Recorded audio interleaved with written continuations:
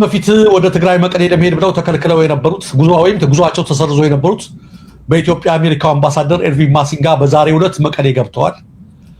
በነፍስ አድን እርዳታና በፕሪቶሪያው ስምምነት ተፈርሷል በተባለው ላይ እንደገና ለማድረግ ነው። እንደምታያቸው ኤርቪን ማሲንጋ እስከዛሬ በገቡበት ፕሮቶኮል አይደለም መቀሌ የገቡት። ይሄም የትግራይ ክልላዊ መስተዳድር ያለውን ኩርፊያም አቋም የሚያመላክት ነው። ኤርቪን ማሲንጋን እስከዛሬው ደብረጽዮን አልተቀበሏቸውም።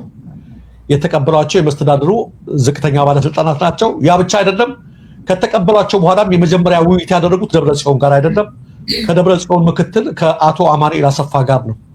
አሁን ራሱ እኔና አንቺ ገና ደብረጽዮን አላገኙም እስካሁን ድረስ። ምናልባት መጨረሻ ላይ ከፈቀዱላቸው ነው ሊያገኟቸው የሚችሉት። እንደዛ ሆኗል። ምርጫ በዛ። ይሄ ራሱ የዲፕሎማሲያዊ ቋንቋ በዲፕሎማሲ እምቢ አይባልም ይባላል። ታውቂያለሽ? እምቢም እሽም አይባልም። እንደዛ ነው።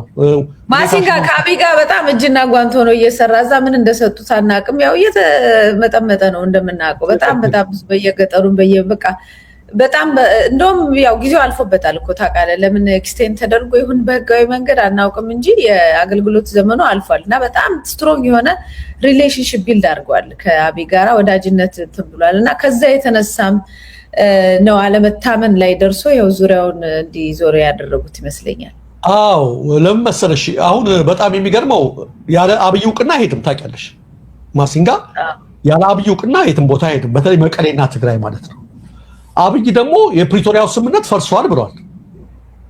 ራሱን ምን ብሎ ነው ያፈረሰው? በተለይ አብይ ራሱ የተናገረው ደብረጽዮን ምናምን ይባላል እናቀም በፕሪቶሪያ የፈረሙት ነጻድቃን እነ ጌታቸው ናቸው። ከነሱ ጋር ነው የምንደራደረው አለ። ይሄ ማለት በቃ ፈርሷል እኮ እነሱ ጋር የለንም ብሎ ራሱ አብይ ዲክሌር አደረገ በራሱ በአደባባይ። ከዛ በኋላ ነው ይሄ እንግዲህ አሁን ለመላክ ፈልጎ የነበረውና የተከለከለው። ለምን ከፈረሰና እኛ ጋር ምንም ነገር ከሌለው ያችክር ከተበጠሰች ምን ሊያደርግ ይመጣል? ግን አብይ መልሶ አሁንም ለሰላም ክፍት ነን እነሱ ሽካዱ ይላል። ደግሞ መልሶ ያን ካለ በኋላ የጭንቀት ጉዳይ ነው። አሁንም ከ3 ዓመት በኋላ መልሶ የላከው አብይ ነው። እባክህ እነዚህን ሰዎች የሆነ ነገር እንትን ሊያደርጉብኝ ስለሆነ እባክህ ሂድልኝ ተብሎ ነው የመጣው።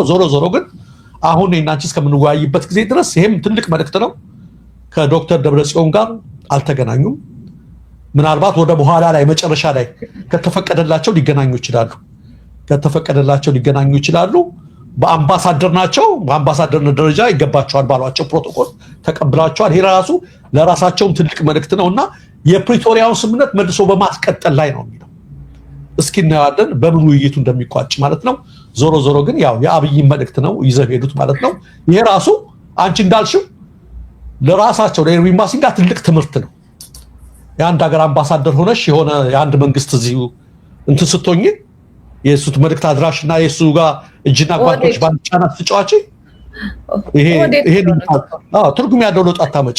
የክልል ባንዲራ ምናምን ለብሰው እዛ ውሃ ምናምን በተደረገው ነገር ሁሉ ኦሮሚያ እየገቡ ኦህዴድ ሆነው ነው ቁጭ ያሉት። አሁን አይግቡ ሳይሆን ሁሉም ጋር አይደለም ሲሄዱ የምታያቸው ራሱ በጣም የሚያሳፍር ነገር። ብዙ ደብዳቤዎች እና አቶ ዳኛቸው ምናምን ሁሉ ሌሎችም ደብዳቤ ጽፈውባቸዋል እያደረጉ ያለው ነገር። በዚህ አጋጣሚ ቤሩት ብለህ ነው እንዳያነበብከው ነው የማልሰማው ማለት ነው። ባህሬን ነው ቤሩት አይደለም ዱባይ ነው የተመታው የሚል አይ ባህሬን ነው። እኛም ባህሬን መስለኛል። መልካም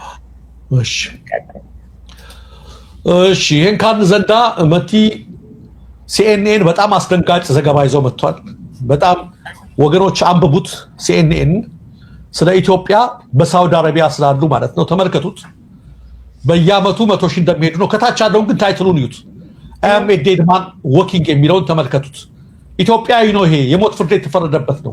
እኔ የምንቀሳቀስ ሙታን ነኝ እያለ ነው። ተመልከቱት። በየዕለቱ በሩን ሲያንኳኩ የኔ ተራ ደርሶ ይሆን ብዬው ይሰጋለሁ ነው የሚለው። እነሱ የሚነግሩን ከሳውዲ አረቢያ 1,000 መለስን እንዲህ የታሰሩ እንዲህ ያሉ ምናምን ነው የሚሉት። የሚመልሷቸው ወረቀት የላቸውም የተባሉ ዝም ብሎ ምንም ወንጀል ያልፈጸሙ ነው የተመለሱ የሚባሉት። በጣም በርካታ ኢትዮጵያን የሞት ፍርድ እየተፈጸመባቸውና እየጠበቁ ነው። በመቶዎች የሚቆጠሩ ናቸው። እንደው ዘግቡልን እያሉ እኛ ምን ማድረግ እንዳለብን አናውቅም። በጣም ከባድ ነገር ላይ ነው ያሉት። እንግዲህ ተመልከቱት። ይሄ የሞት ፍርድ የሚጠባበቀው ልጅ ለሲኤንኤን ያለው የምንቀሳቀስ ሙታን ነኝ፣ በር ሲንኳኳ የኔ ተራ ደረሰ ሊገዱኝ እያልኩ እንደተጨነቁ ነው። በየአመቱ ከመቶ ሺህ በላይ ስደተኞች ስራ ለመፈለግ ወደ ሳውዲ አረቢያ በህገወጥ መንገድ ይሄዳሉ። እኛ አይደለንም ያልነው ሲኤንኤን ያለው በመቶ ሺህ የሚቆጠሩ በየአመቱ ይሄዳሉ። እነዚህ ስደተኞች ገሚሱ ህይወታቸው ያልፋል በመንገድ አለ ሲኤንኤን። የተወሰኑት ደግሞ በእስር ቤት ይታጎራሉ እዛ ሄደው፣ የተቀሩት በየመን ውስጥ በከፍተኛ ስቃይ ይገኛሉ ይላል ሲኤንኤን አንብቡት።